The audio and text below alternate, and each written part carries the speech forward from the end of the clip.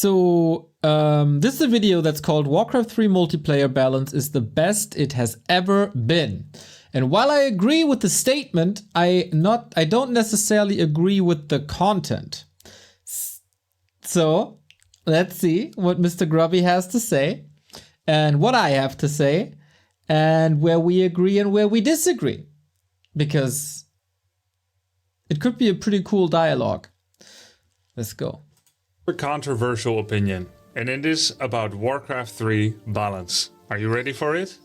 This is gonna blow you away.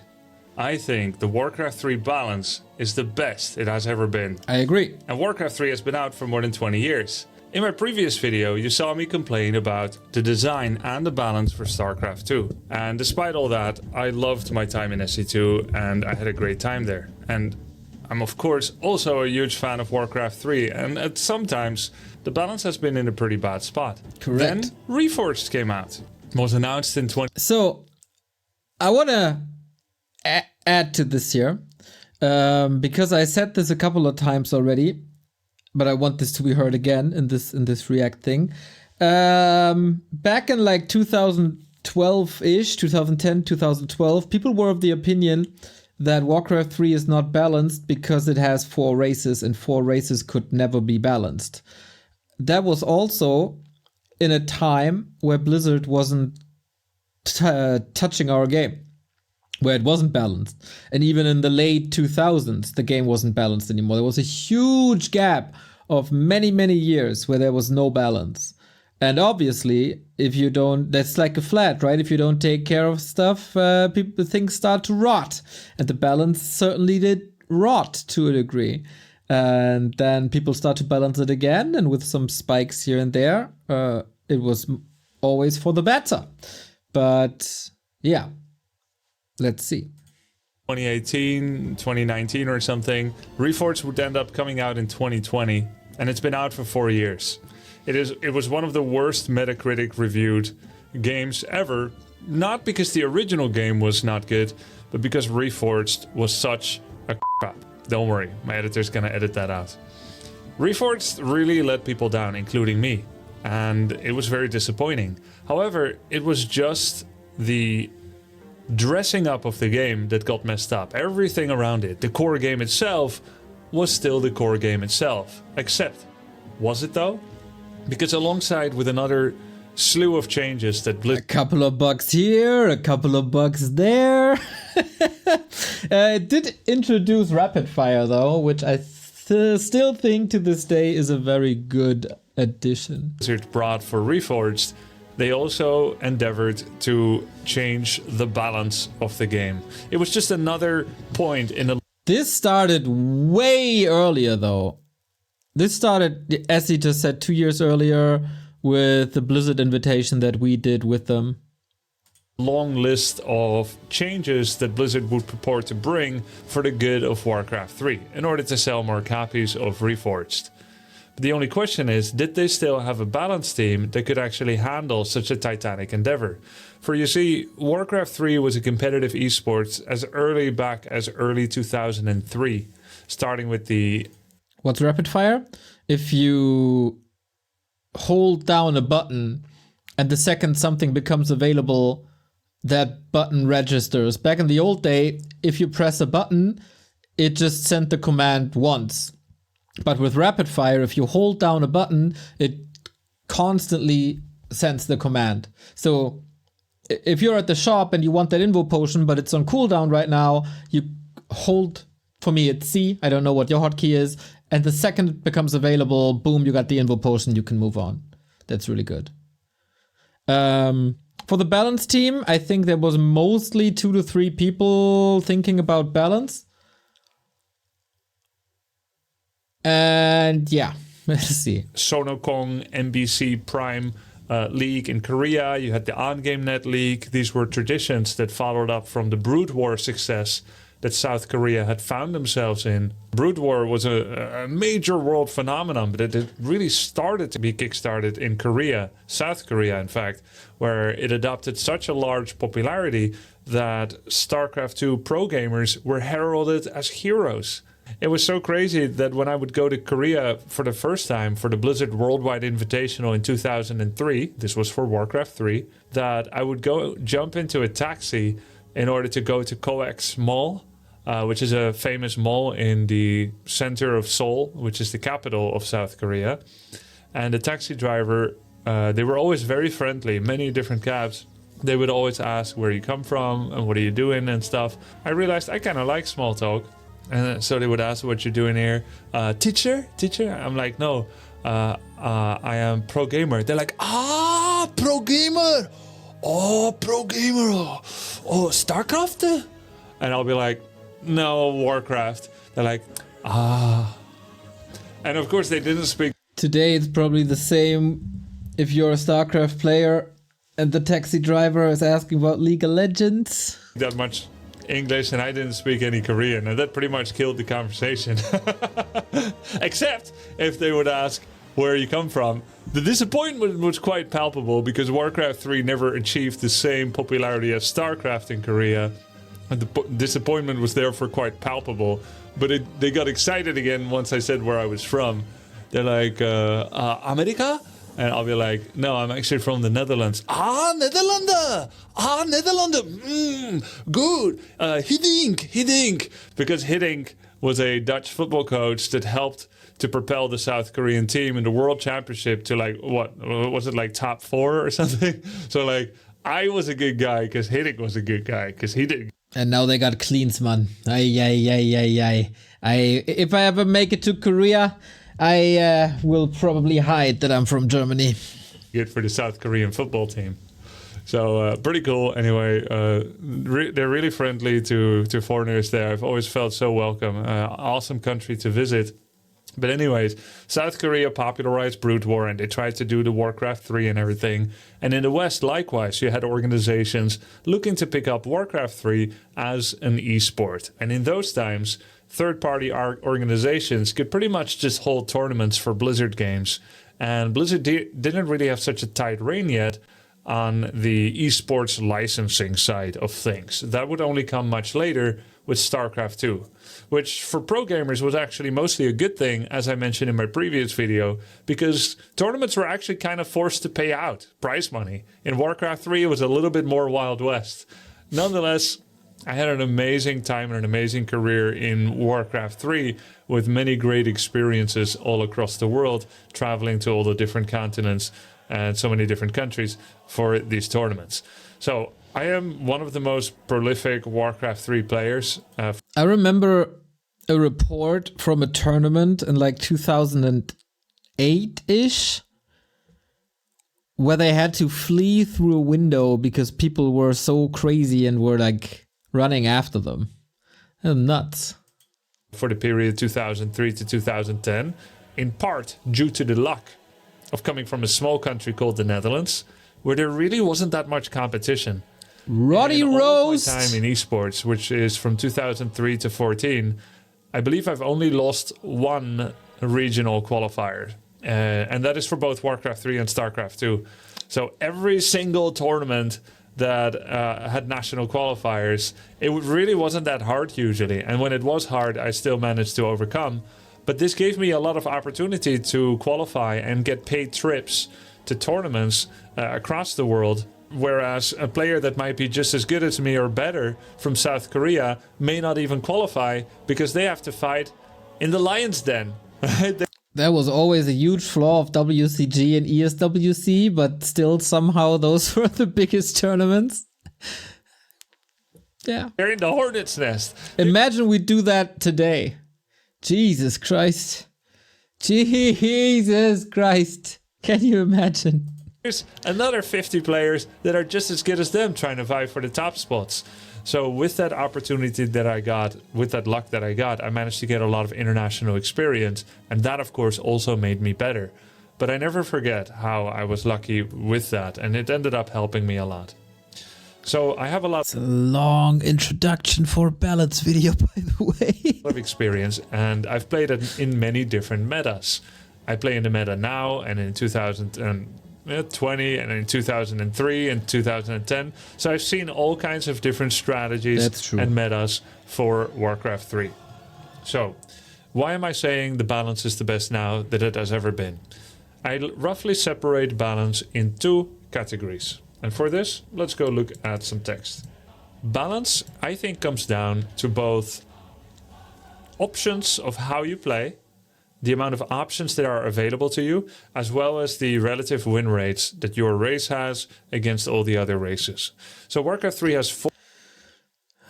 Relative win rate. Is win rate really the metric that you should be going for? I don't think so.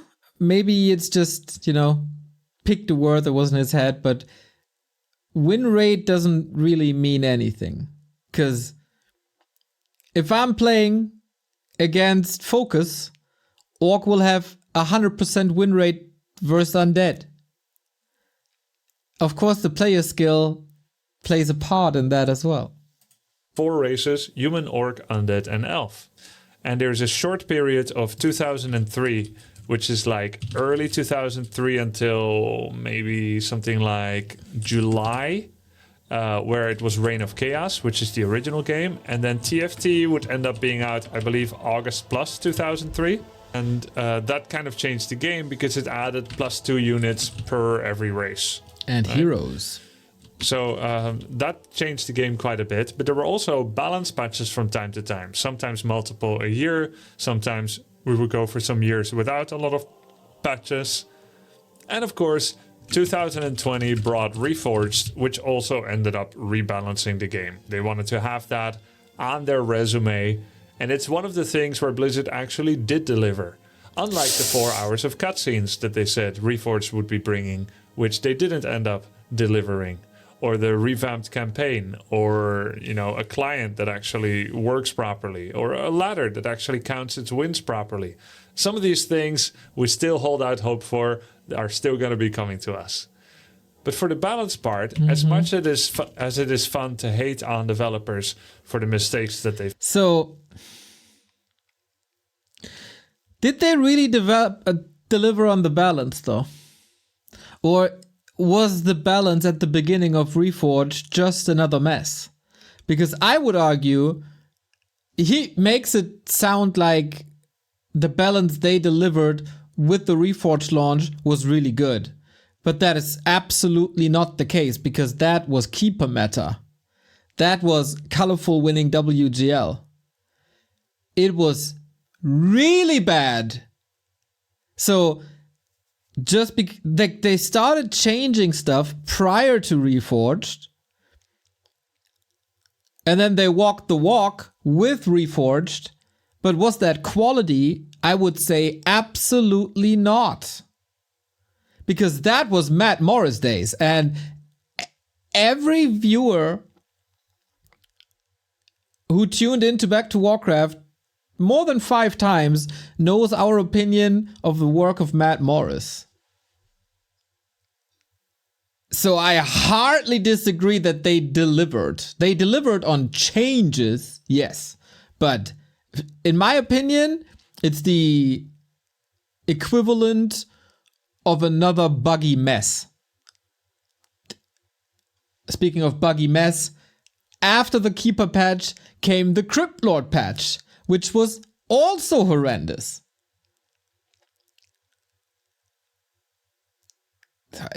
I disagree.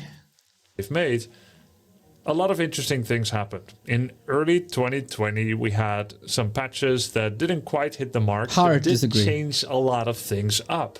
While some things got overbalanced and too many buffs were given to single thing. For instance, Undead received like 5 balance buffs to being able to expand, and Elf got about 12 buffs to a popular tier 1 strategy. And when I say 12 buffs, you think, how is that possible?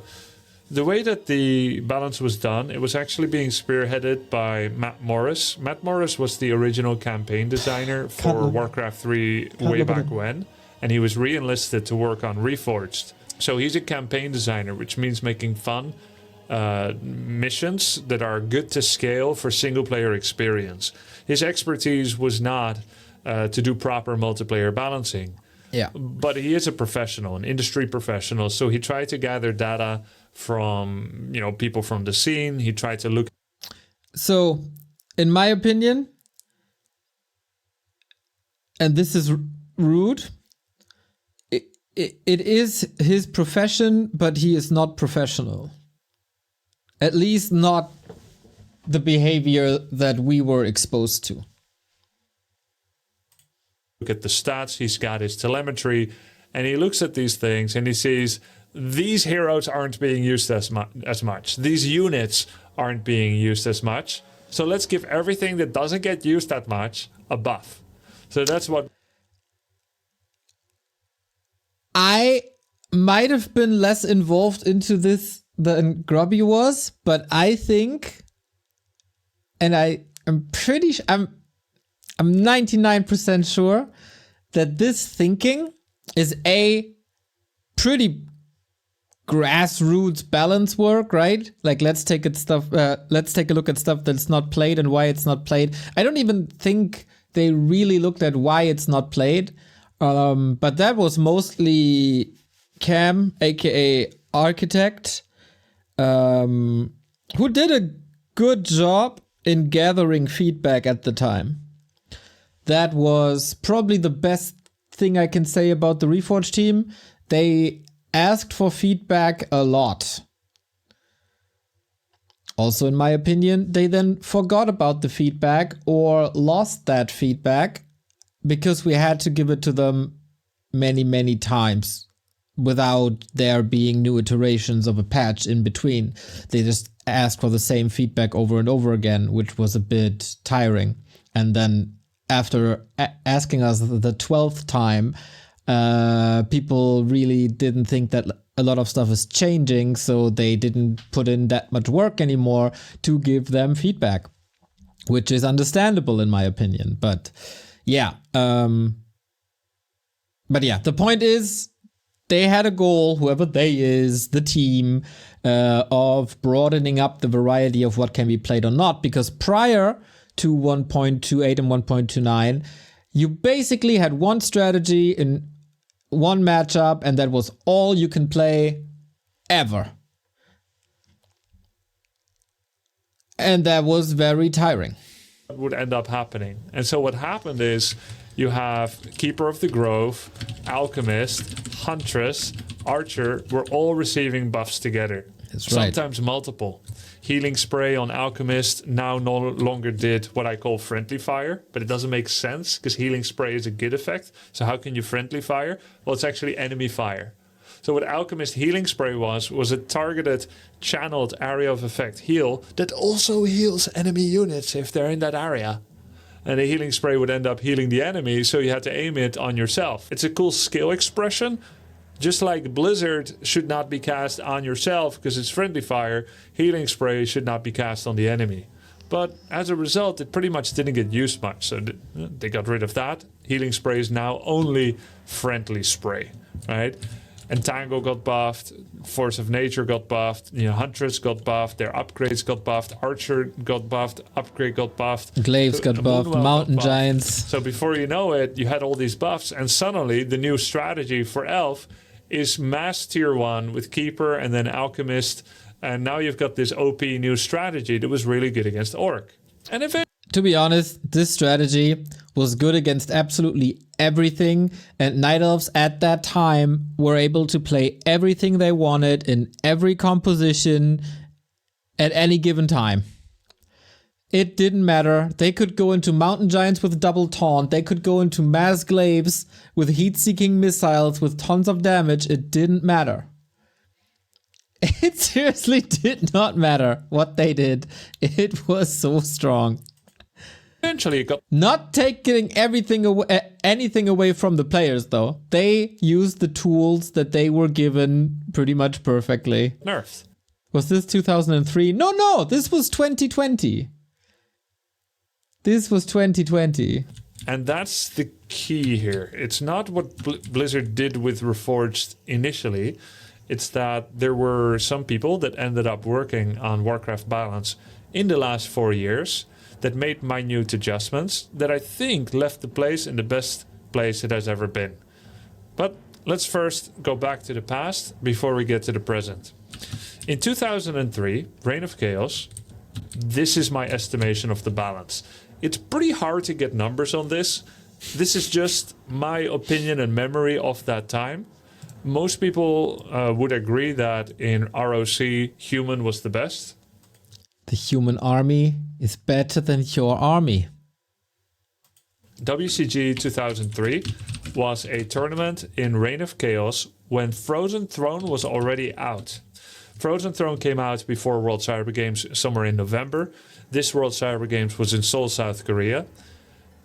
But they decided not to use the TFT rule set because everyone had already qualified for Reign of Chaos, which is a decision I didn't like at the time, but I do think it's a logical decision. If you qualify for a Reign of Chaos tournament, in a Reign of Chaos qualifier, it kind of doesn't make sense to make a new game the game that you actually end up playing at the tournament and to change the rules. So they did what they thought is best, but it is not the hypest because most people are mentally moving on already to the expansion, right? So there was this tournament, then you had the Euro Cyber Games, or as they called it, the Samsung Euro Championship later. We call it ECG 2003. And then you had ESWC 2003.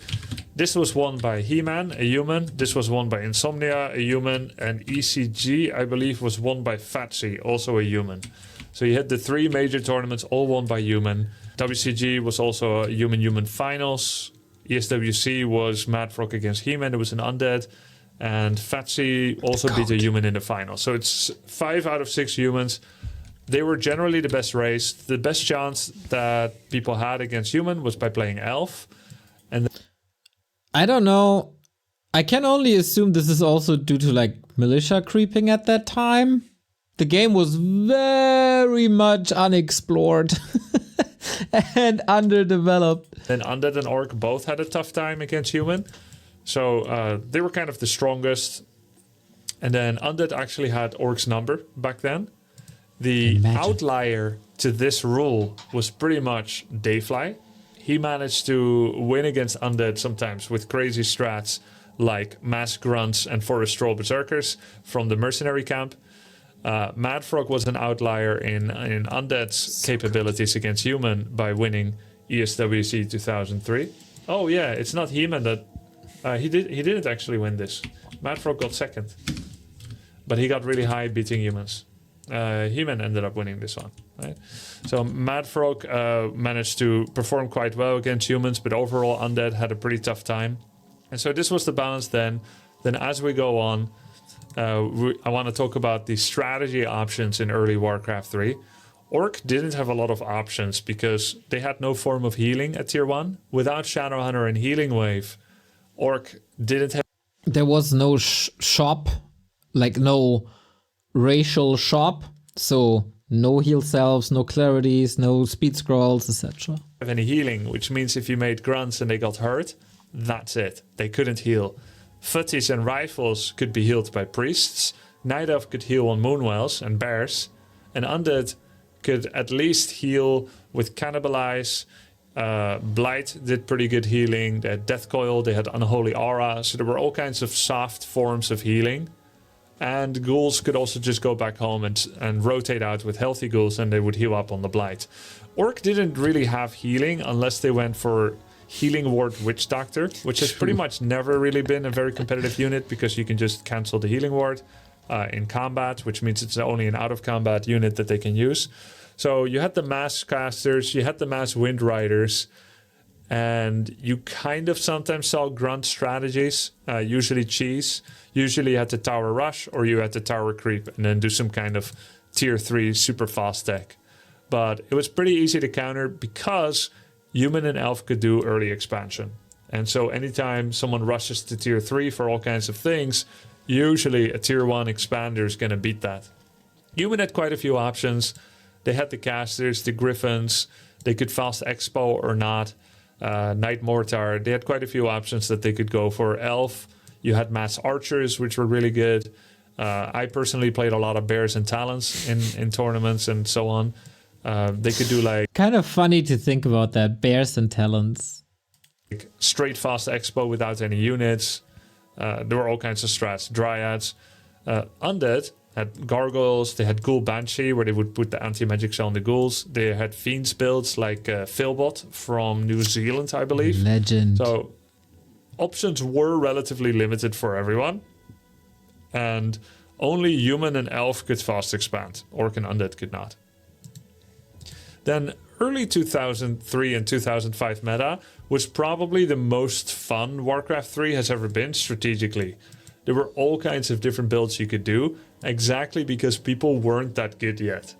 As the game goes on, people start cementing more and more in the meta, especially when the game's balance doesn't change much. This is oftentimes the funnest time for an RTS, when things are in so much flux and stuff is changing all the time, because you come up with something new and it's imperfect, then someone comes up with an answer which is relatively easy because the other strategy is imperfect, and so things are constantly changing. We saw it in the betas of Stormgate recently, for example, how fun that can be. And back then, of course, gotta think about that, the updates weren't that frequent for the game. There was no Twitch. Replays were super rare to be available from the top players, and everything took a lot longer. There were also way fewer tournaments, like higher tier tournaments. So information was more limited. I can see that was wild. And what would happen is that people's execution isn't good enough yet compared to the strategical ingenuity that you can inject in the game. So if you came out with a cool new build with units that are generally seen as underdog units, people wouldn't know the counter yet. And because they haven't prepared against everything yet, they don't know how to play against it. So I played all kinds of things. I had a build where I would make Grunt Shaman, and then tier 2 expand against human, and then I would add double bestiary and start making Wind Riders and Kodos. And I also played this against undead. You could do mass raiders, hit and run, mass expansion. I had a Headhunted Tauren build that I won a tournament with. I had a Shaman Bloodlust Tauren that I won Samsung Euro Championship 2005 with. Then I had a Mass Tauren and Spirit Walker build that I won 2006 SEC with, if I remember correctly. Later, this was beaten by humans playing Mortar Team or Firelord to blow up the corpses so that the corpses could not be resurrected, which is a wild counter situation when you think about it, and something that we really don't see a lot right now. There was Walkers and Taurens. There was the very ubiquitous... Except if you're playing against Woody Wood. Then you see it all the time. Grunt Raider Walker. Sometimes you saw Mass Air or Bat Rider focused strategies. So lots of different possibilities, right? And this is just for Orc. And I don't want to go too deep into the other three races because, you know, I'm the main character in my experience, and I played Orc from 2003 onwards in Frozen Throne. So through that perspective, I'm showing you the development of the meta and the balance. So from 2006, it got more stale. As people got better, people started refining the same build that they felt was best in the widest variety of different situations. For Undead, it was usually Ghoul, Fiend, Destroyer, and Statue, with very few deviations. Gone were the days of 2003 Mass Abominations and Meat Wagons. Gone were the days of mass Garg spamming sometimes. I say that Hazuop still Garg spammed, but Happy didn't do it that much anymore at that time. So I would say Undead probably had 2-3 builds. Orc in particular pretty much had just one build. We played Grunt, Raider, Walker every time. Why? Every single matchup, every single map, every single time. I guess against Night Elf you don't play Kodos, and some other matchups you add Kodos, but apart from there was a time where some people played Headhunters against Undead at some point, but it was also always Blade Master and very little deviation. This time was so stale, and even like I think he's cutting this off at 2010 because that's when he is moving to StarCraft. I'd shift this a little bit. Because at 2010, Ted Fiend build comes in, or 2012 Ted Fiend build comes in that changes undead a lot. So that helped a little bit, but in general, up until like 2009 to 2018 was more or less the same. Always the same. With very little deviation. You had your outliers, like all of a sudden there's a young TH and he starts to play Blood Mage first, like, oh my god, that's impossible, what the hell. There was no Lich first, there was no Dreadlord first, nobody played Cryptlord first, like that was all non-existent. Why is that? Headhunters were pretty bad. They were low health, low range, easily killed, and you didn't have enough time to go to tier 3 in the meta of the game. Wind Riders, as they are now, as they were then, are really not a main unit you could go for because they are too easily countered by every race. Torrents are unreachable, you pretty much die before you get there. Because fortified burrows were only unlockable via tier 3, you'd be open up to burrow attacks if they ever see you fast stacking to try and get them. Demolisher attacks are dodgeable. Before this didn't matter. In 2003, the Orc Mirror meta was actually Grunt, Kodo, Demo. That's it. Kodo eats the Grunt. Kodo cannot eat Kodo, so Kodo beats Grunt because Kodo eats Grunt. But Demo beats Kodo because Kodo is unarmored and has no armor, and Demo has huge siege damage. I don't know exactly. But he says that it's dodgeable. How's that not dodgeable then? I think if you put a player of today in the balance of the past, they would be more creative just because we learned to use spells a lot better. Which is also enabled by some stuff being overbuffed for a bit and then dialed down. Sometimes the balance patch gives you an idea of how that it doesn't really matter how much something is buffed, but you just put it in the patch notes and then it's like, oh yeah, I could try that unit. And I guess to a degree this worked with especially Shaman. They have more mana regen, etc. But are you really telling me that between 2006 and 2018 there was no use for Shaman ever? With that purge that we're using now against pretty much every summon? I think we learned a lot on top of the balance changes. How much? Which does 50% bonus damage on unarmored, I believe it is. Either 50 or 25%. So the Kodo's 1000 HP is gonna get hurt like, I don't know, 150 to 170 damage per hit. Nope, if I remember correctly, Spirit Walkers was the counter to summons. Yes, but I mean, yes. But why did nobody try Shaman? There must have been a reason. Nobody played Shamans. I think Warcraft players are sometimes, or especially back then, now maybe we learned to be a bit more creative, but especially back then, Warcraft players were very, very, very stubborn when it came to strategy variety and breaching out and play off meta and trying stuff. I think most stuff was done via changing creep routes, changing timings, but very little was even attempted to completely break up a strategy and try to redefine meta. And of course, Grunt beats Demo because Demo has minimum range. So you had this counter sheet, and this is pretty much what we played. But then, as people got better, guess what happened? People start microing. And what do? It's very simple. They move the Kodo. And now the shot does 0 damage.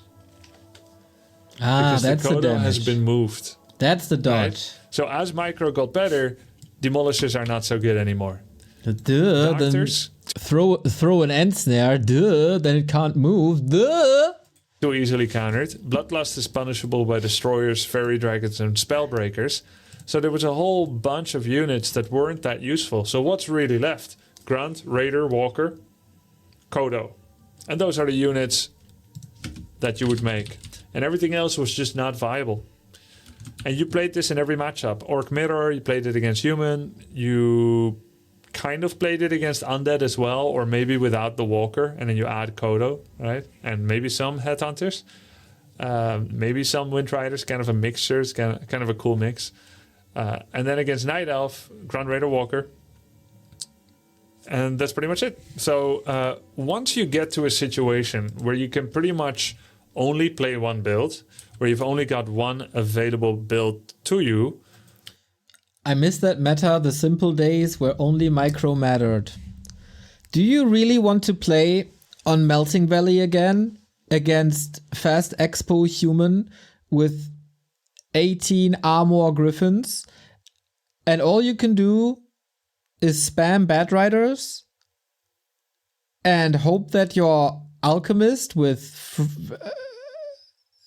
heal spray? Yeah. I don't think so, buddy. I don't think so. Opponent is certain what you're going to do. There are no more, curveballs that create an ambiguity where someone has to guess rock, paper, scissors, or they have to be well versed in very different strategies. And that has an effect on the win rates of things. When you become predictable, your win rate drops. This is a very easily provable correlation. And that means that necessarily strategical variety gives you win rate strength. Now, Undead only had one playstyle against Orc. They needed to quickly hit a timing to stop the expansion. Whereas Orc could play Raider Hit and Run, they could play Tier 2 early expansion against Undead, they could play Air, they could play Ground. There was a lot of different things your Orc could do, but they would always make an expansion, which means it always put a timer on the Undead to do some kind of timing attack at minute 9 or minute 10, and if they don't, they lose. Sounds familiar with the 9-minute timing attack. Yo, lots of cool destroyer pushes onto burrows as well. Oh boy. What a boring time. You either break the burrows or you don't. I never want this back. Orc Undead was a matchup that I pretty much never lost. I won many tournaments because of it, because not only was it favored for me, because I had more options to pick from, and it was just, I had too many racial advantages in the direct comparison of the two matchups, but I also happened to be a specialist in it. That's a very nice and eloquent way to say that this matchup was so busted. Well done, Mr. Grubster. This matchup was busted. In particular, irrespective of the balance. Other orcs also win more against undead, but I won more than any other orc against undead. This was my specialty matchup. And I pretty much really beat every undead in the world in this matchup. It was a big advantage, and a lot of people complained, rightfully so, about orc as undead players. In fact, it was so bad that many undeads that ended up switching to StarCraft 2 in 2010 or 2011 tried to predict what is the orc of StarCraft 2. Because they were so traumatized. To be honest, a lot of people also quit because of this matchup. By losing to orc as undead, they try to make sure that they pick the OP race in SC2, and with varied success. I leave it up to you to think what is the orc of StarCraft 2. So that's the orc undead matchup. Then orc human was tough.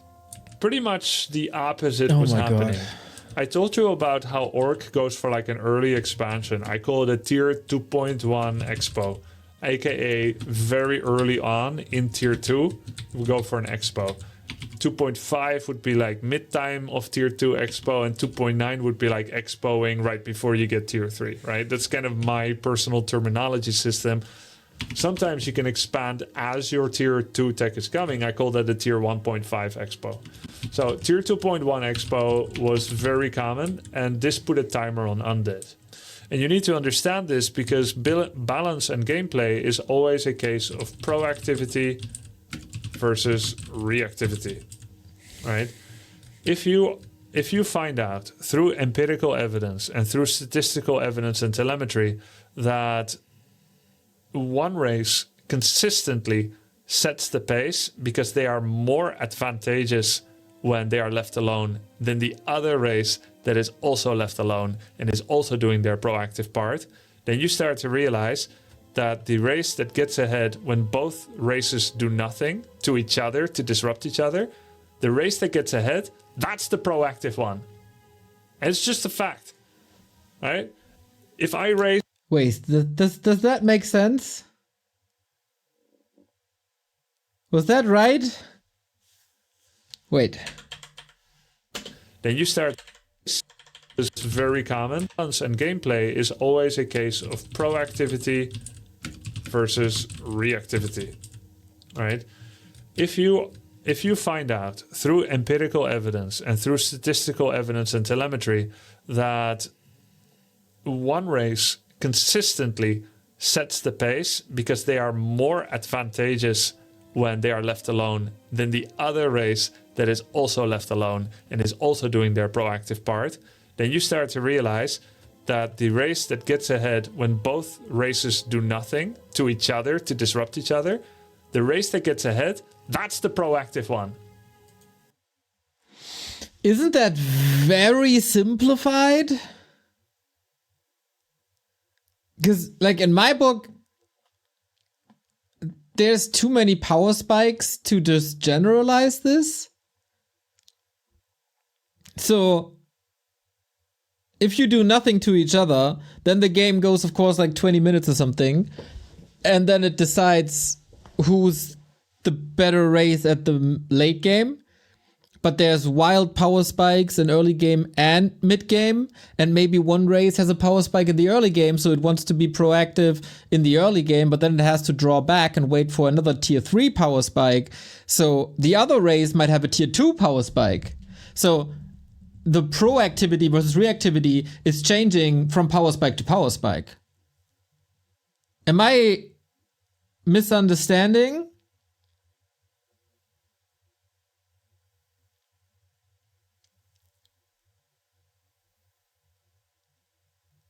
On a big scale, it can be simplified like this. It is simplified. It is simplified. Isn't it easier to say the race that loses the late game is forced to act against it in a winning race? Yeah, and then there's power spikes in between, right?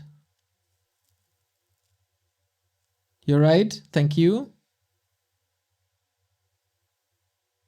Yeah, that's what I thought. It's just a fact, right?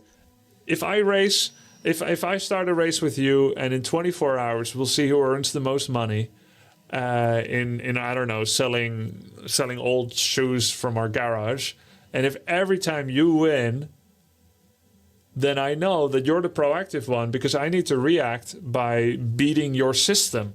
Like if we both do our own thing, you're winning. So I need to now go disrupt. You could also change the rules. Disrupt you, steal your shoes, hit you over the head with a shoe, try to sell better shoes than the one you're selling. I need to do something special, because it's not going to work for me to outcompete you with our own way. By StarCraft 2 comparison, if...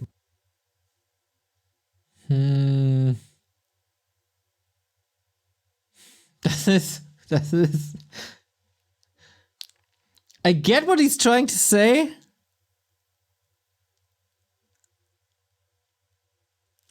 It's basically like, don't expect a different outcome when you always try the same thing, right? So to change the result, you have to change something that comes before the result. Yeah. Both races leave each other alone.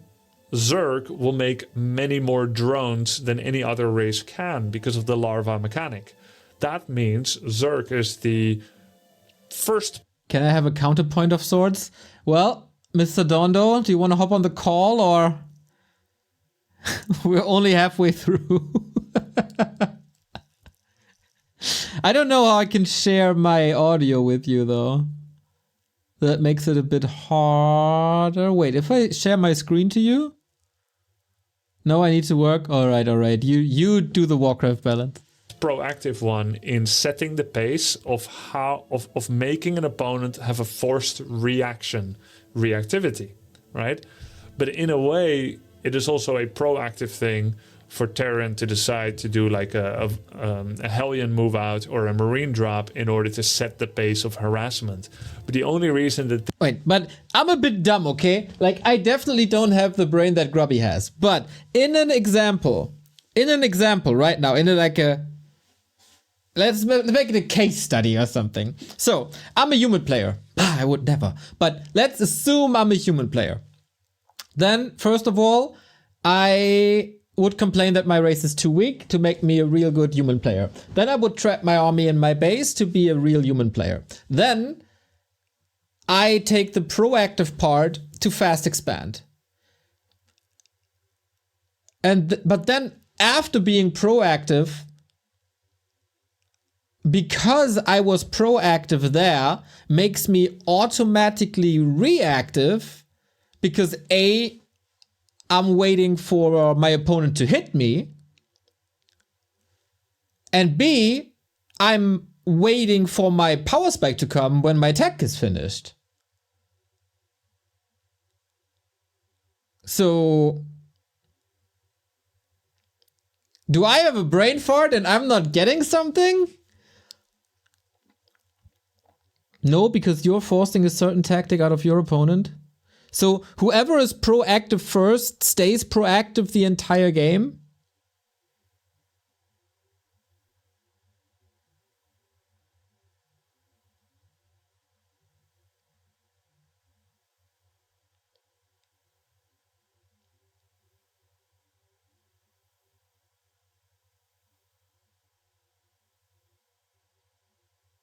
I have to scout it. If I don't, I lose. But in that specific case, we're talking about 2010 meta, right? You don't have to scout in that meta. It was always the same.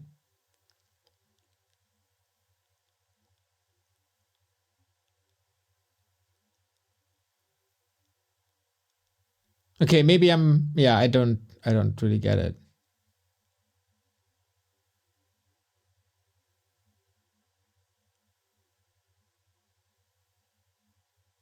You're always one action ahead of your opponent. But my opponent can react. Now, of course, he's reacting to me when I do the expansion. But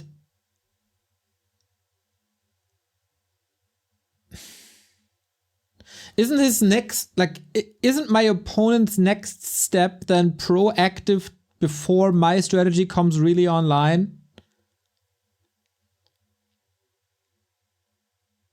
Proactive in the sense that he's the one who has to get something done.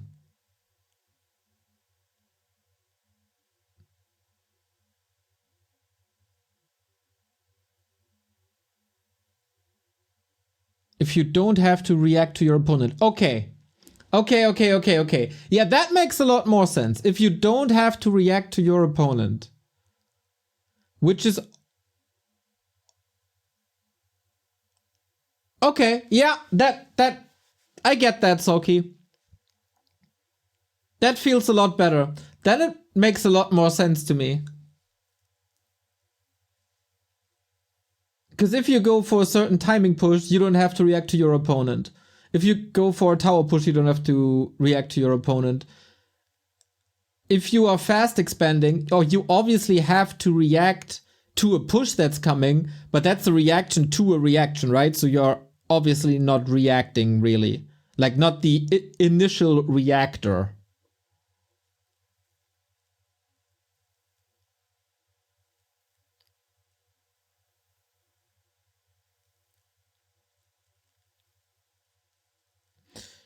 If you react properly, you can get the advantage and easily become the player with the initiative in a lot of situations. Yeah, I agree.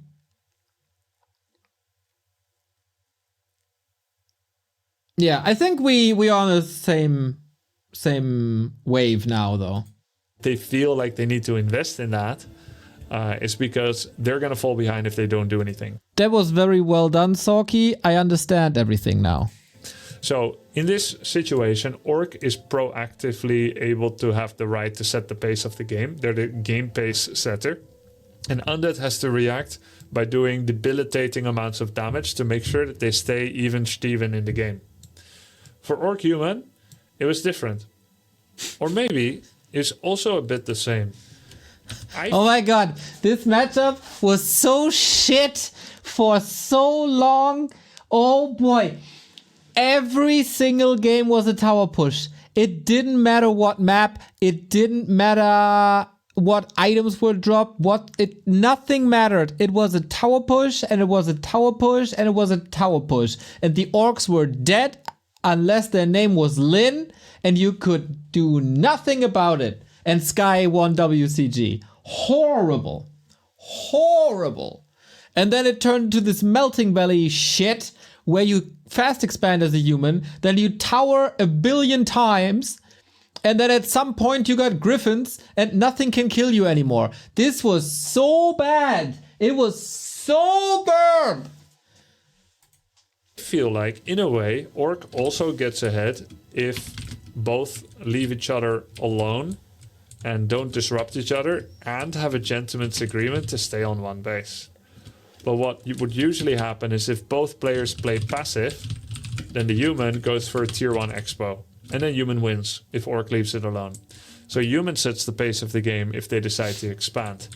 But if human doesn't expand, then Orc will eventually win the game. So what human has to do then is they have to attack the Orc in order to stop them from getting high-level heroes that can wreak havoc on their caster line via Shockwave and Chain Lightning high level. So usually either human expands tier 1 and then Orc has to non-stop harass to slow down the human expo and then eventually counter expand. And in this scenario, human has a small edge based on the statistics that I found from my own games and other people's games. But if human didn't expand, which is their own choice, human has a bigger edge because what they would end up doing is a tier 2.1 tower rush. And this rush was so hard to stop that you could tell someone you're going to do it as a human and it could still work. You could be faced with that tower rush, the very same one, 100 times in a row, and you would still lose 60 of it. Even though you could try to unless your name is Lin. Prepare exactly as you want to. You could try to tower up your base, right? You could try to make as many units as you can. You could do all kinds of things. It would still work. It was pretty crazy. And that gave them a small little edge in the win rate.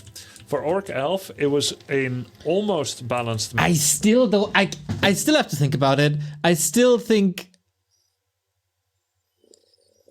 proactivity and reactivity is not necessarily a big point in balance. It's just a symptom of asynchronous balance race design. It's just normal that at one point in the game, one race is stronger than the other. And that is your strength, and that's what you try to play into.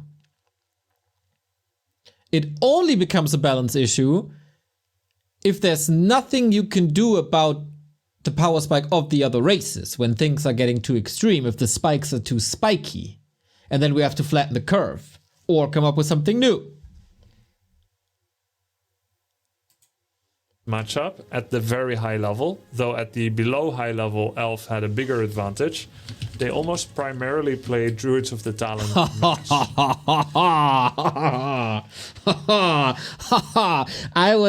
I kind of told, you probably got that I wasn't a big fan of the binary burrow pushes of undead. I wasn't a big fan of the binary tower pushes of human versus orc. But oh boy, have you been here and watched 12 years of Druids of the Talon? Were you here? 12 years, over a decade of a night elf not doing anything and an orc just creeping and no fights happening for 12 minutes in a game. And then eventually there's one big fight, and then you know it's over or not. Can you get the shockwaves in? Were you mana burned before? Yeah? Did you have an invul? These fights then, from the 12-minute mark on, it was awesome. It was oftentimes a bit idiotic, because Cyclone in mass is idiotic, but it caused some great plays. The way you move your raiders, the way you create a concave with raiders to instantly kill talents. From there on out, it's all great. It's definitely easier to execute as a Night Elf than it is for an Orc, but for an Observer, it led to good fights. But a best of 3 of Orc vs Night Elf in Talon meta was 40 minutes of creeping and 5 minutes of good fights. That is not a good ratio. And that was not fun at all. Oh yeah, the Elf-Orc building pushes. Okay, you had that little exciting power spike there. Oh my god, that was so bad. It was so bad. It was so bad. Druids of the Talon 12 years! A weird wonky strategy to use, but they would cyclone all the Orc heroes, and then their hero and summoners, Demon Hunter, Beastmaster, Tinker, would clear up the Orc army as their heroes were flying. You would try to counter this with Grunt Raider Walker, and there'd be a lot of micro involved. It's actually a really cool matchup to fight, but it was pretty much always Master Druids of the Talon, and it was always Grunt Raider Walker. The strategical variety was quite stale and low. Elf had a small edge, but it was a pretty cool matchup to fight, even though it always felt tough from Orc side. A lot of Orcs were very, very frustrated with talents. That is almost a politician's way of describing this matchup. Thank you, AMA Credit, for the cheers. When I played it from L side, it didn't feel that tough by comparison. But high-level Orcs got so good at the micro against Talons that we were able to almost win half the time. Now we go to the balance. Nowadays. Oh no! That's third-party ladder. No. Available to people right now. BNet stats are neither very relevant nor available to us, so this is the only stats we can use. So the BNet stats aren't available because BNet can't count. And I don't know if I have to explain it again. This makes me want to jump on the call. Okay, Dondo, do you want to explain why this? Okay, let me listen to the explanation, because I think using Warcraft 3 champion stats is fundamentally flawed. And I hope he explains that, because otherwise, that's a long part of the video that will be useless.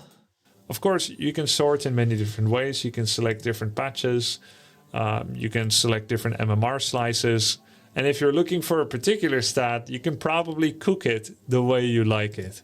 But I've looked at the all patch, all maps, and I've looked at 1800 plus MMR.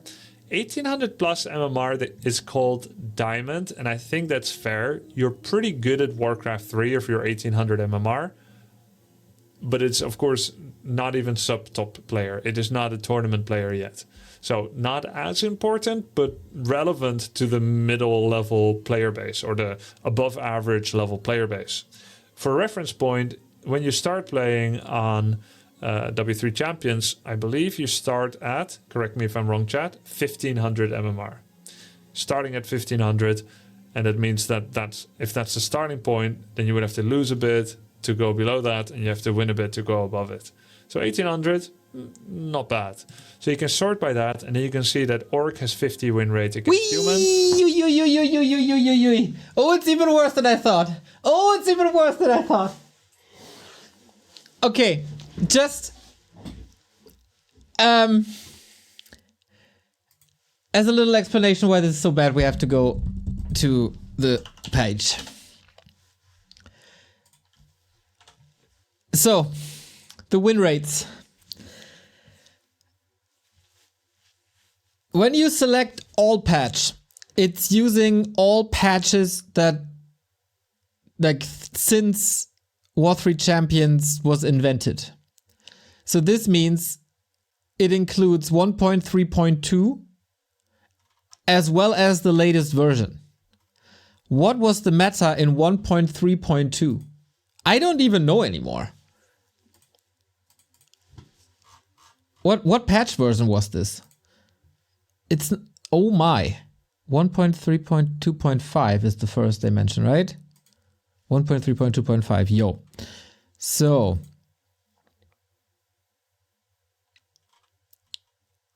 what was the balance then? It was the relatively early stages of Reforged.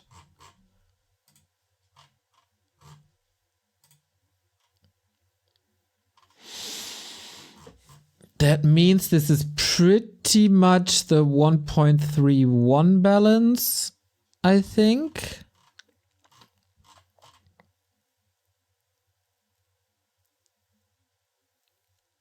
Okay, for example,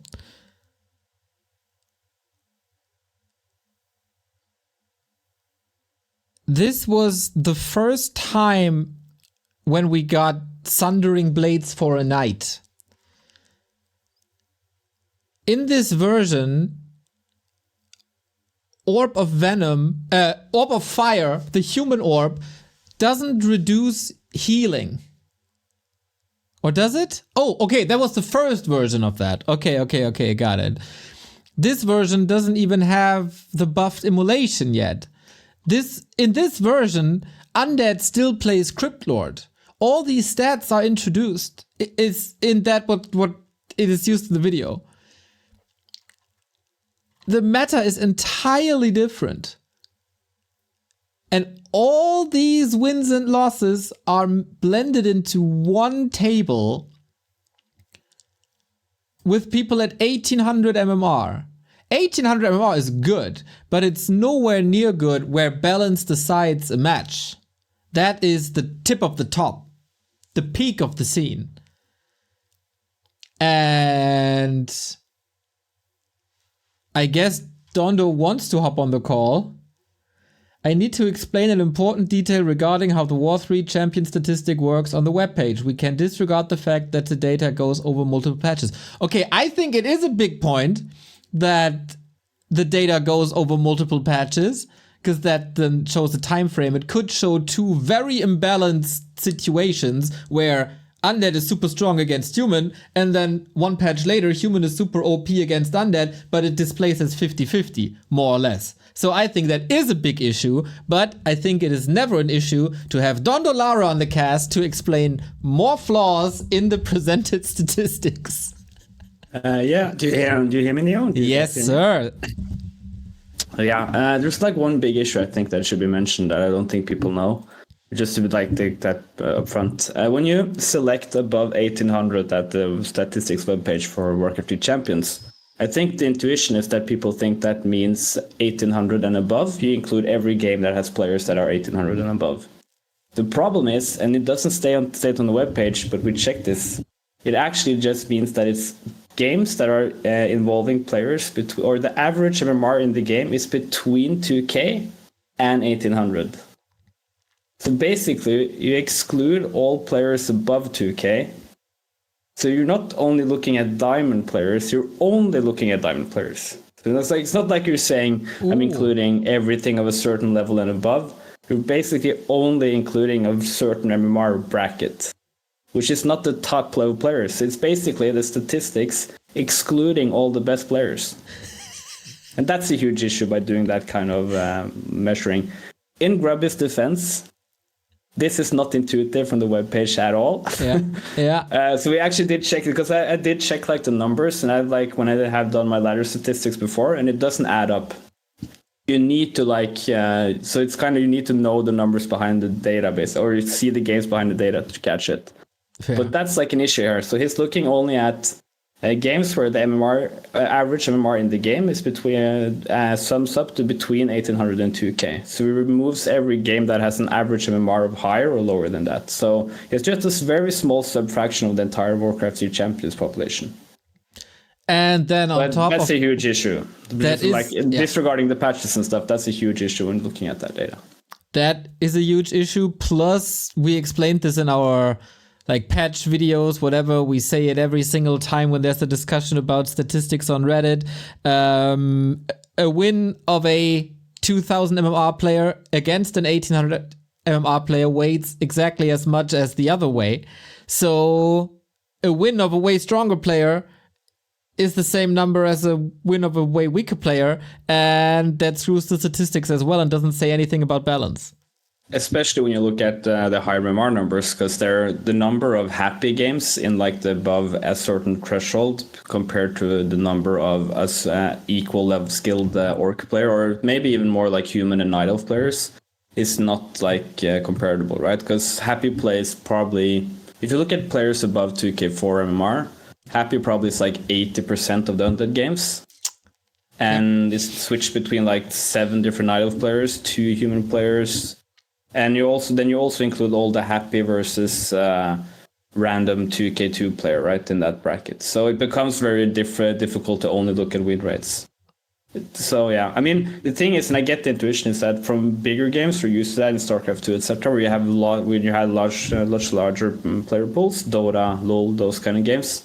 The numbers become so big that you can kind of look away from all this like worries and actually like believe it. But it's difficult when you look at it's because we have such a small population. These like adjustments you need to make actually matter.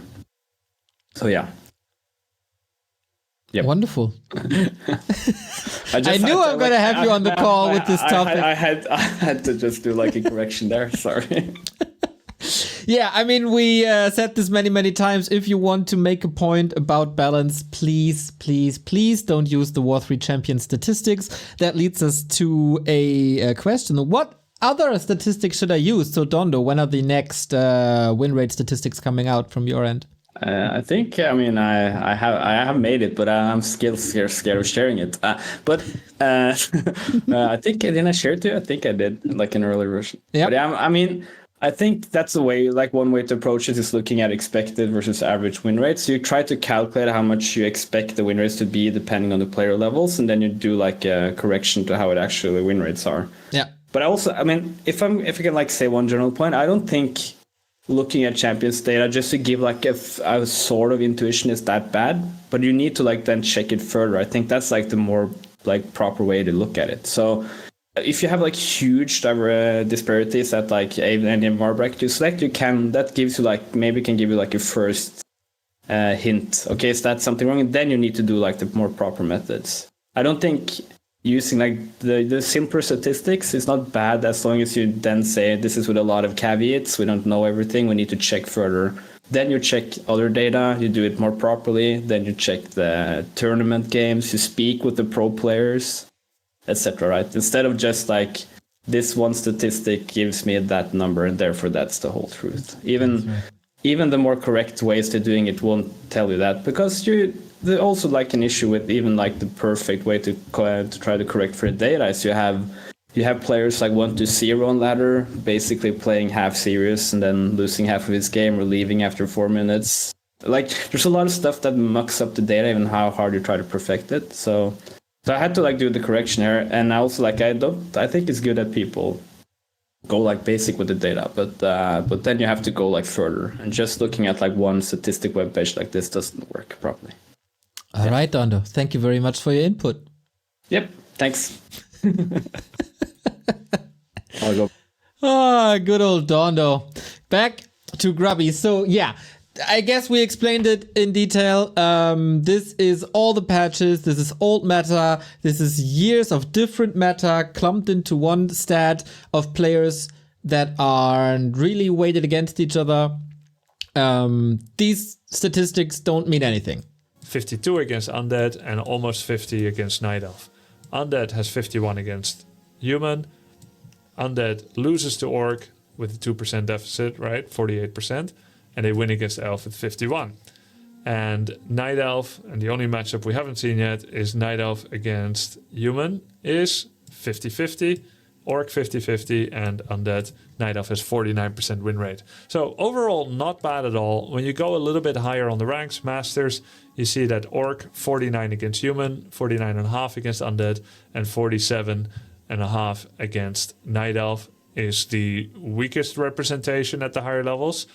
Not huge percentage deficits, just a little bit of a drawback. And it's always hard to tell too with statistical anomalies like, very prolific skilled players that are by themselves potentially skewing the stats a bit. But these are the stats, they are what they are. Undead, 50.6 against Human, 50.5 against Orc, and 52 against Night Elf. And then Night Elf is winning against Human with 51%, against Orc 52.5, and against Undead they have 2.5 or 2.2 deficit. So looking at this, the biggest problem in the current balance would be that Undead has a bit of an edge against Night Elf, that Orc doesn't have a good matchup, and that Night Elf has a bit of an edge against Orc. Not insurmountable win rate differences, but... That's such a wrong statement. Holy moly. I don't know if I have to explain it again, but this is so wrong. This is so wrong and can't be said based on statistics like this. It just can't. At exactly equal skill level, you would lose 52 out of 100 games against someone, which doesn't sound that bad, actually. Like, you cannot hope for a lot better balance. And to me, this looks pretty good. Even meta changes by specific players can cause a wave of change throughout the scene without any balance changes happening. So let's also talk about the versatility of openers that we have. In 2010... Okay, so I think this is his stance on balance right now. Okay, so let me say mine. I think the best, like this, he said in the very beginning, like he separates this in like two separate discussions, right? How much variety is there and how fair is it? Like, simple speaking, because I'm not as eloquent as Mr. Grubby is. I think we are in a balance where every race has players that can and do win tournaments. And that hasn't been this way for a very, very, very long time. It was either one race super dominant or one race in particular being bad. And of course, Happy is a crazy man who is just the best player, but he can lose to a Kaho, for sure. He was close at WAL. Orcs can win tournaments. Humans can win tournaments with 40 and Sock. And I think also the stats, there's a couple of flaws in the balance. And in my opinion, it mostly, if I break this down and be very simplistic, the biggest issue in the game is Ghoul Frenzy and Human Early Game. And those, I think, if those two topics would be touched, it would change a lot. It would weaken the problem of the tier 3 push of of Undead versus Night Elf, for example. It would weaken the human late game, because obviously if you weaken the early game, you obviously also weaken the late game. And that goes against every other race then. Come on, human winning tournaments, ha ha ha ha ha. Look at Dubai Bet Boom before you think you're funny. I think in general, Night Elf is in a bad spot right now. But if you nerf Frenzy, that helps a ton. If you bring back a little bit of the moon juice, that helps a ton.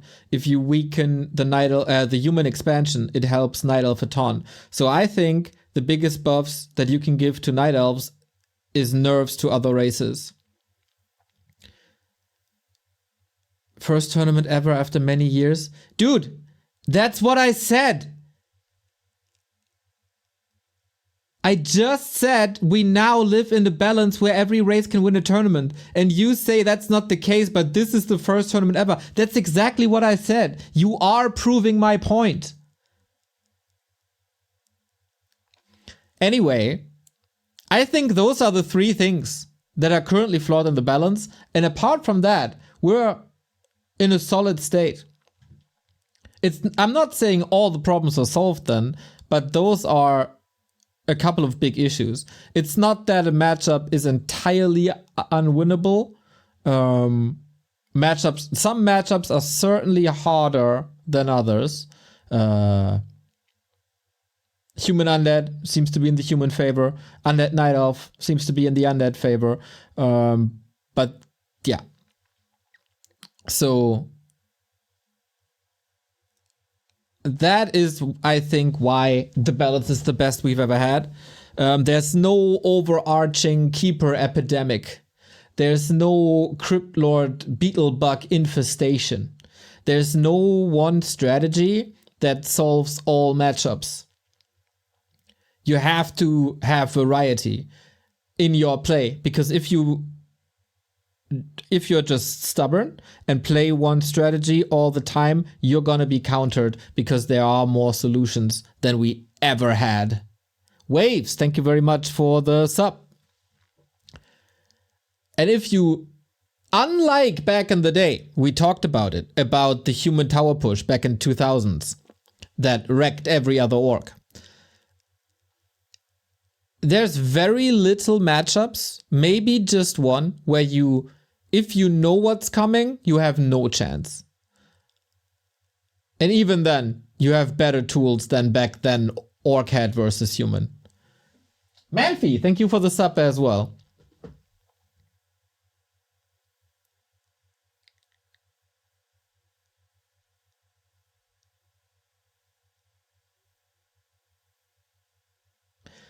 Neo's point is that every race can now win a tournament, and indeed human won a tournament after years, and now he wants to nerf. I don't get the logic.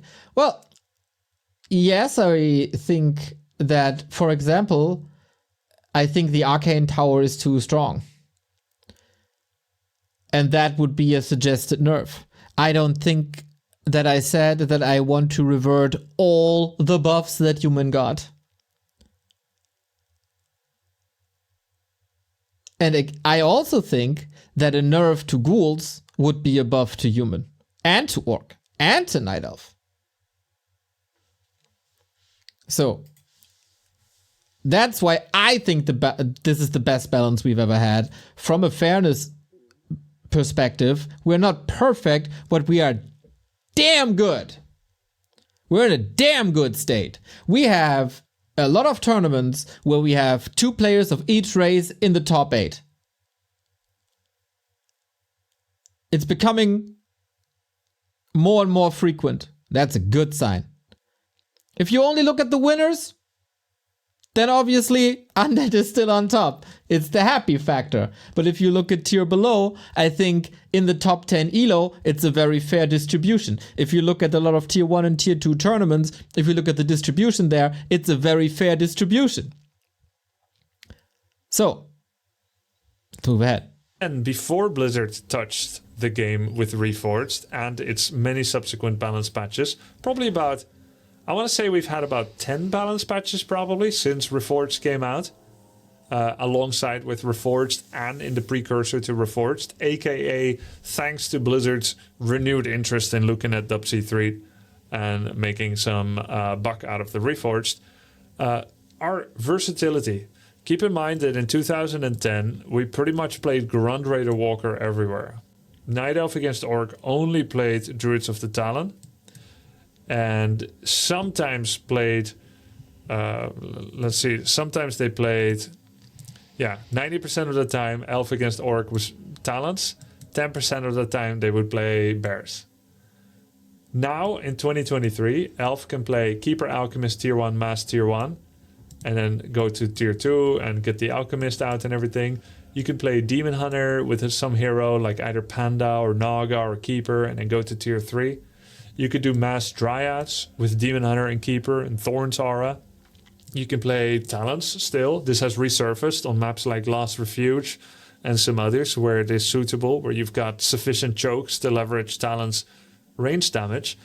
We've had the Mass Archer build with Demon, Keeper, Priestess of the Moon, and double Orb of Venom, or even 3. That this either in 2022 or in 2023, we don't see that as much now. But if we take like the strategical options Elf has had in the last 2 years, even just, there have been many more builds than just the 1 or 2 that we saw before. I think this is bang on. And then also in some of these strategies, there are forks in the road with some of these strategies. Are you going for an AP distraction or not? Are you sometimes even playing Immolation if you're really cheeky or not? Like, there is multiple ways of playing multiple strategies, and I think in that way, bang on. Also, there's some first hero differentiation. You can go Keeper, you can go Demon Hunter. Sometimes you could even go Firelord if you want to be wild. For Orc, we now have grunt openers, just like we always had. We always had grunt openers with 2 burrows back then. But now we have grunt opener with 1 burrow. We have grunt openers with 2 burrows. Right? Then we have Headhunter openers, and this is because Headhunters received some changes. Their regeneration upgrade went from 0.8 per second, I believe, to 1.0 per second. Little buff there. I think the main reason is range, like by far. Plus 25 HP. And I believe they got plus 100 range. Range, like the biggest buff was range by far. And not only do we have grunt openers and headhunter openers, we also have grunt into headhunter openers. So once again, we have a mix of stuff. Either way, Headhunters received a bunch of changes like this that now have made them a viable starting or transitional unit. Also, you can go Blade Master. You can go Farseer. You have choices. In fact, so good that they got... Hell, if you're a Taker, you can go Shadowhunter Pitlord. Nerfed recently, I believe, in cost and in health. And then the health nerf got reversed again. So there's been little tinkering, and I think they're in a pretty good spot right now. Now they're a valid opener. You also see fast tech openers with 17 out of 21 population and 0 units, 0 barracks. That's right. So that's already 3 different openers, which is pretty much more than we had back then.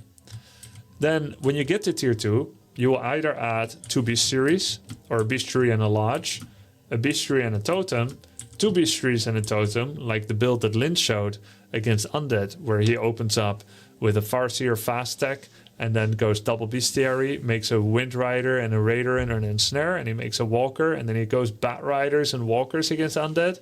I don't know how often he's still going to be playing that build or if it was just a one-off, but this is at the highest level in competitive Warcraft 3, and he made it work. At least some. Yeah, you can also, once again, forks in the road kind of thing. You can decide, do I need the Wyvern early for creeping or not? Do I want to go Mass Raiders or not? Do I want to go Mass Wyvern or not? Do I mix in Bat Riders or not? When do I need my Kodos? Do I even play Mass Kodos? There's so many things possible. I think in Warcraft 3, 2010-ish, that time frame, you could, in 95 out of 5 cases, say what the army composition is gonna be. Very sure. Especially in like Orc Mirror, Orc vs. Night Elf, that kind of stuff. When it's about 50 food, it was like, you don't need to be a prophet to see that. It was this army and no other. Some of the time. We've seen Lin's double barracks build, where he makes double barracks on the transition to tier 2 and then ends up working off that by making double headhunter production. And we've also seen straight tier 3 after making a couple of starting units, such as the Hitman build from 2021, where Hell, we've even seen Torren late game versus Undead by Lin last week. 2 weeks ago. it is Blade Master, 3 grunts, Shadow and tier 3. Then you go for a late bestiary, a Tauren Chieftain, you make 1 or 2 Raiders, 1 or 2 Kodos, and you play a tier 3 Orc versus Undead style. So this is, if you count the amount of openers as a multiplier, let's say 3, and you see 6 follow-ups, that's 18 permutations, which is It doesn't really work that way, I think. Like, if you go for a headhunter opener, you'll probably not go to bestiary totem. So, I mean, it's again a bit simplified. It doesn't really work that way. One opener oftentimes leads to 1 or 2 follow-ups, but it's still a million times better than anything we had before.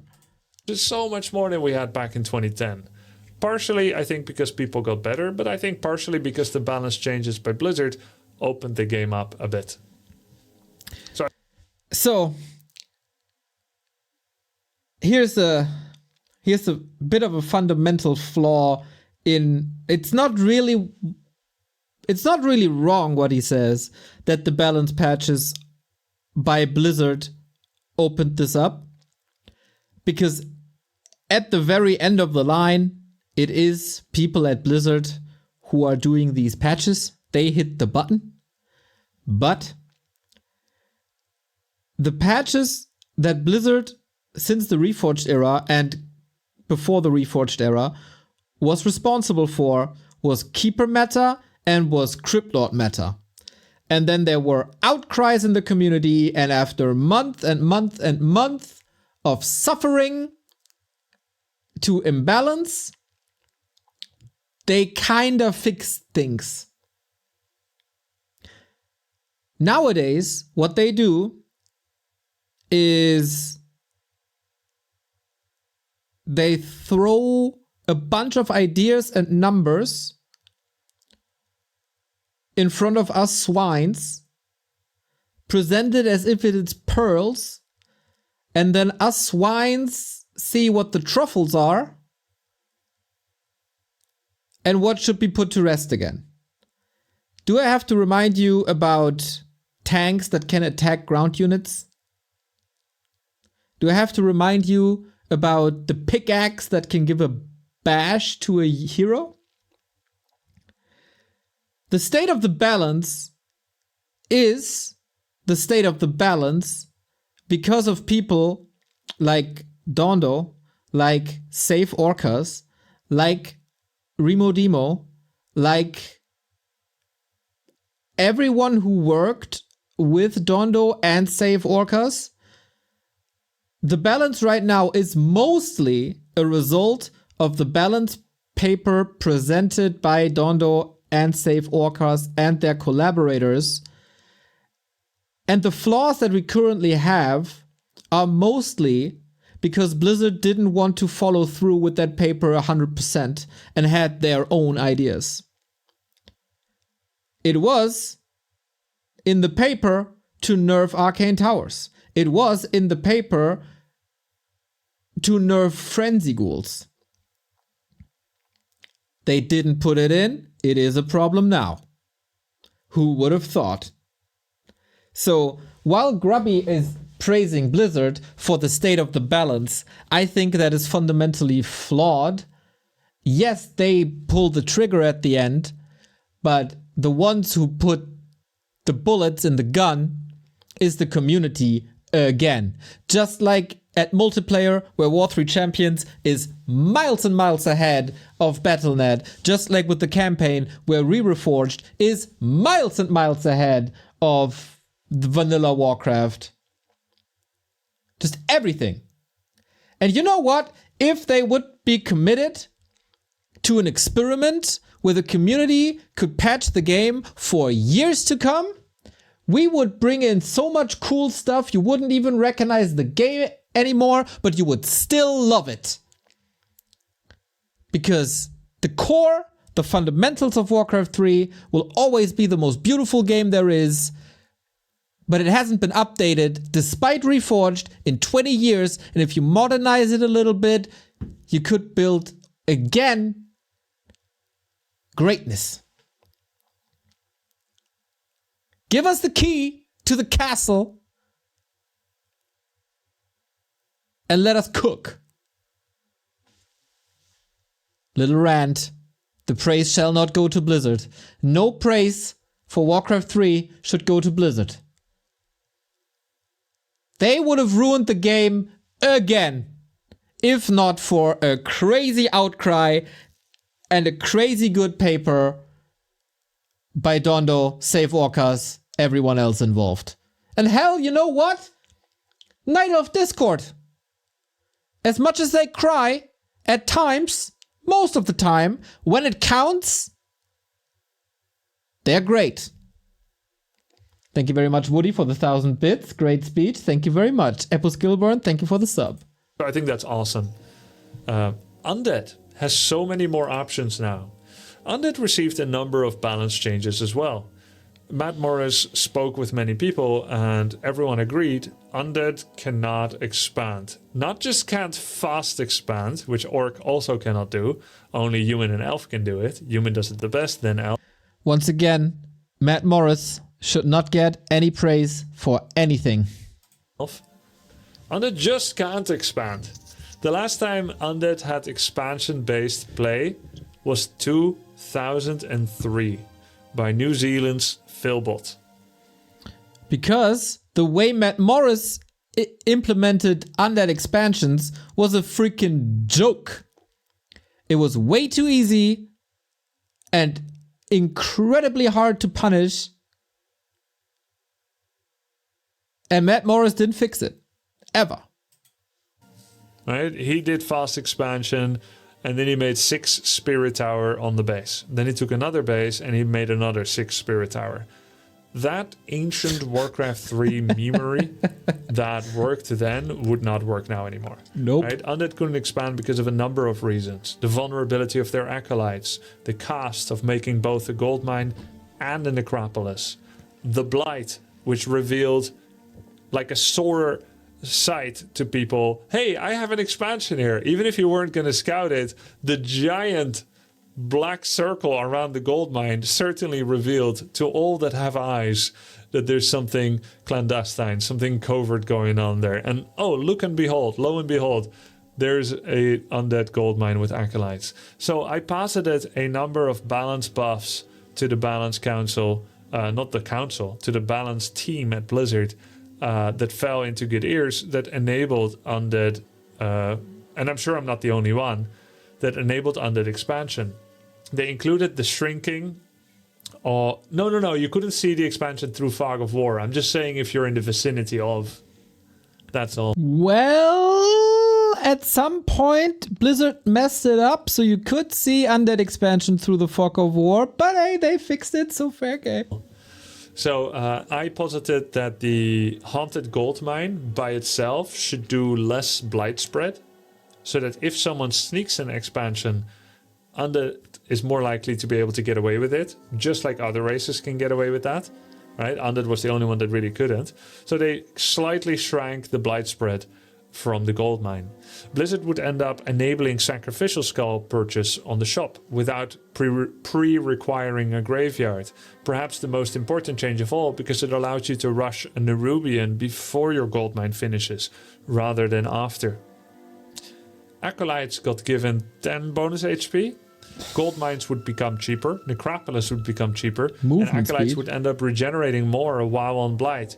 These were all changes that greatly enabled early expansion play, and Happy and many other players, and Happy was a very late switcher into it, were now able to do expansion plays, tier 1 expo openers. And in fact, we've seen Undead tier 1 expand with all 4 different heroes: Dreadlord, Death Knight, Lich, That's right. and Cryptlord. That's right. X-Lord was a big proponent in 2021 of the Cryptlord Fast Expansion opener, where Cryptlord also received many buffs, of course, which helped it as well.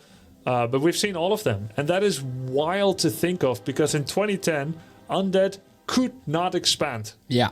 Right? Just couldn't even expand at all. It wasn't valid. It wasn't sensible. Sometimes they tried, and it was just too easy to counter. So we have all this, 4 different heroes they can expand. We have Ghoul Fiend openers like the Tet build, where you do 16 out of 20 pop fast tech with 3 ghouls tech, and then you make 1 Fiend, and you're 19 out of 20, and then you make the second Ziggurat. We had that build, really popular for a while. We've had the Fiend opener, which is like Crypt plus Graveyard, into Altar, into Ziggurat at the start. And we have the now mostly popular Ghoul openers that end up getting used in most matchups. So it was crazy to think 5 years ago, a little earlier maybe, that it would be the norm for Undead to open with ghouls. Hell, it was crazy if you think that ghouls would be more than lumber workers. It was so rare. It was so rare. And now, they're really strong. Again, different openers possible. Once you get to tier 2, there are again different builds available for Undead. If they did do a tier 1 expo, we've seen tier 2 pushes being available. Slaughterhouse, Temple of the Damned, DK Pitlord or DK Beastmaster try to do like an early timing attack to stop the opponent's counter expansion after Undead establishes one. We've seen Mass Gargoyles, tier 3 tech with the Slaughterhouse, which is the most common and the most meta. We've seen some Temple of the Damned play, double Slaughterhouse sometimes. We've seen double Crypt plus Slaughterhouse, such as is being used right now by Happy against Orc, with upgraded ghouls, which is also a wild thing. We never saw upgraded ghouls in 2010, right? So a lot of different builds as well. Elf is doing all kinds of builds, as I showed. Yep. And didn't really go into human because human can play every single unit. Every single unit has a play. Footmen, great. Rifles, great. Knights, great. Casters have always been the core. We see tanks, we see gyros, we see even dragon hawks. We see the air play, we see 1 base, we see 2 base pushes, we see expansion into tier 2 pushes, we see super tier 3. Human is in a fantastic spot when it comes to versatility. You can open Mountain King, you can open Archmage, you can go for a Blood Mage, you can play Tri-Hero, you can add a Paladin third, you can add a Blood Mage third, hell, you can go for a Panda, even Cannon Towers, yes, Celtic Honor, you can go Cannon Towers. And you do go Cannon Towers, because everything is valuable.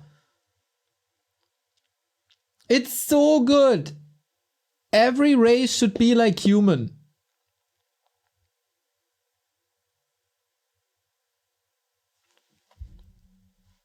And you know, most of the races are very close to that. Very close to that.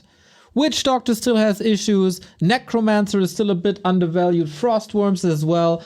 The Abomination didn't find the perfect spot yet, etc., etc. You know, maybe Hippo Riders don't really have a real spot. Same for Glaive Throwers. You know, there's some outliers in the other races, but human, from a versatility standpoint, is perfect. Human, every unit is useful. It was then and it still is. Some are more niche and some are more versatile, but every single unit has a place. There are some units in other races that aren't quite as good, such as Torrents, Doctors, Frostworms, Necromancers, Meat Wagons, Hippo Rider, and Glaive Thrower. Mountain Giant has regressed a bit. Frostworm has regressed a bit. Doctors are still hard to actually use in a game. Turrets are better than ever because they have a small latent pulverize that doesn't require an upgrade, and they're a bit cheaper to get towards. They're a bit faster to get towards. Necromancers are better than ever. So I think a lot of positive changes were made to the possible versatility, the possible strategical diversity that Warcraft 3 can have. and the stats show pretty good numbers. Don't listen to the stats. Don't listen to the stats. The stats mean shit. Also, to add to this, Tavern Hero usage. Best it's ever been. Every Tavern Hero is played.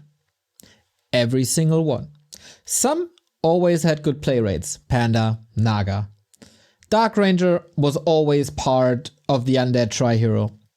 A Beastmaster was always part of a Night Elf push in Human Tower pushes.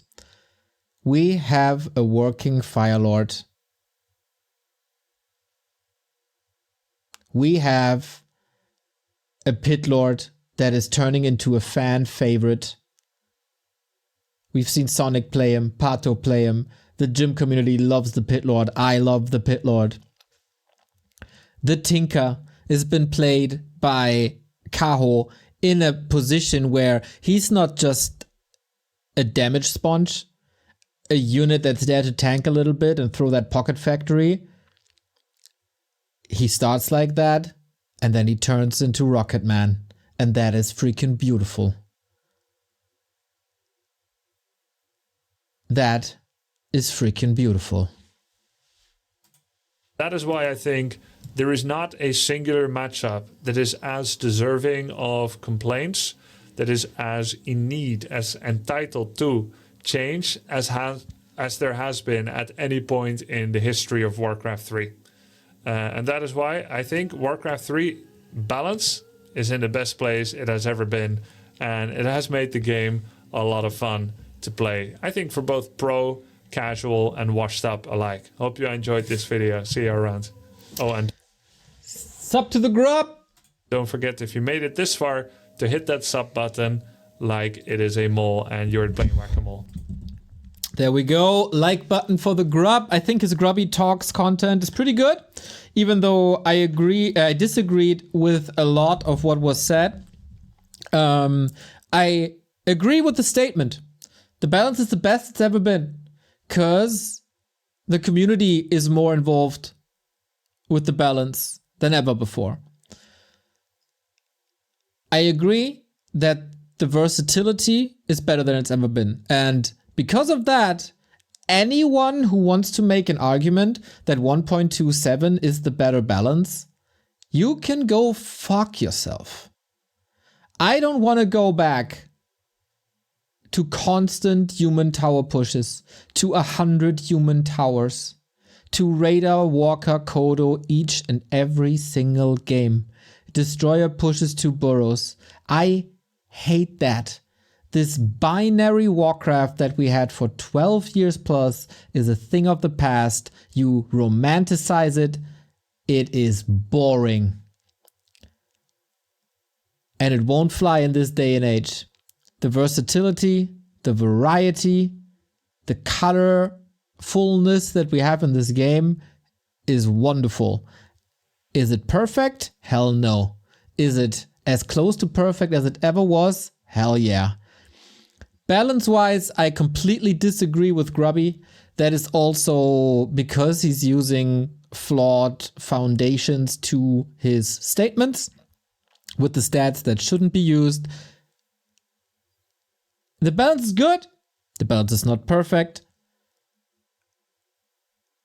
But it's very, very, very good. So that is my reaction to the Grubby Talks video. Warcraft 3 multiplayer balance is the best it's ever been. And it's cool to see that while we disagree on one half, we wholeheartedly agree with the other half and we still come to the same conclusion. So shout out Grubby for that content. Thank you for taking the time and putting this together.